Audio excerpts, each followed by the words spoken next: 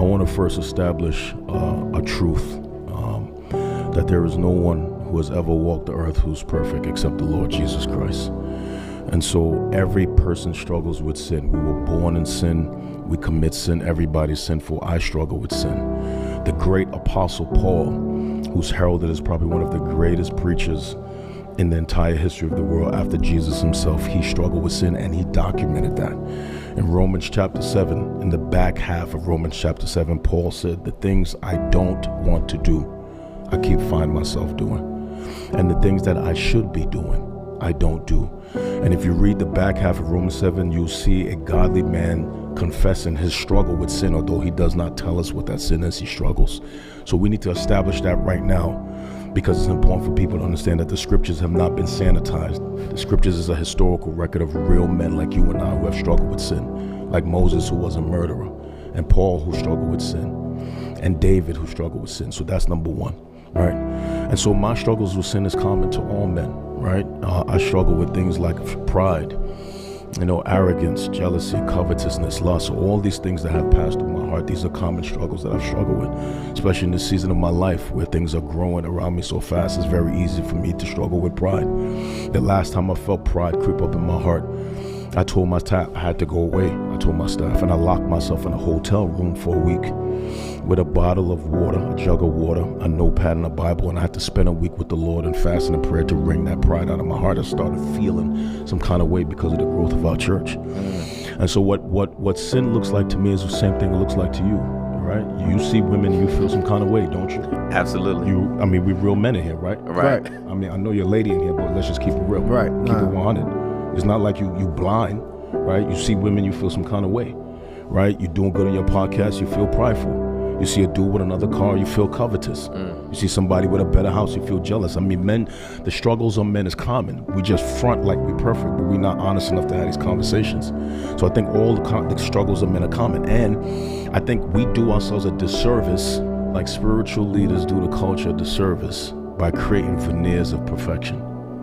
Because when we do that, we have men like you who look up to pastors and you feel like they're at a place you can't get to, because you think they're so perfect and you think they're so holy and you think they're so righteous, and because you have no knowledge about their own struggles, you put them on a pedestal because you lift them above humanity. And that's why I think it's important for spiritual leaders, especially those who have influence, to be honest about their struggles. Now, that's not to say you have to talk about everything, but you should talk about your weakness. That's why Paul said in the scriptures, he boasts all the more in his weaknesses, not in his strengths, so that the power of Christ can be displayed in him. If I talk to you about my struggles, that gives you hope. You say, oh snap, Philip Anthony Mitchell struggled with sin. Philip Anthony Mitchell has issues. That automatically gives you hope that if God can use a man at that level who is also struggling with stuff, that gives you hope. That gives you more hope than if you thought I was so holy you can't get to where I was. That's facts. Facts? Yes. Right. And so I want to establish that. And so the way I deal with my sinful nature is this thing I wring out sin from my heart. So it's like this rag I got right here, right? If this rag had water in it, right, and you sat it down, it could hold water. And it may look dry, but if you squeeze that rag, water will fall out from the bottom, right? So we have sin in our hearts. And so what this looks like for me practically is that I get into my prayer room, and when I go in there, I'm honest with God. I think we do ourselves a disservice when we go into God's presence and we're trying to sanitize our prayers. It's like there is no ambiguity with sovereignty, so God already knows all your struggles. It makes no sense for us to hide that from him. So let's say I go in there and I know I'm dealing with pride.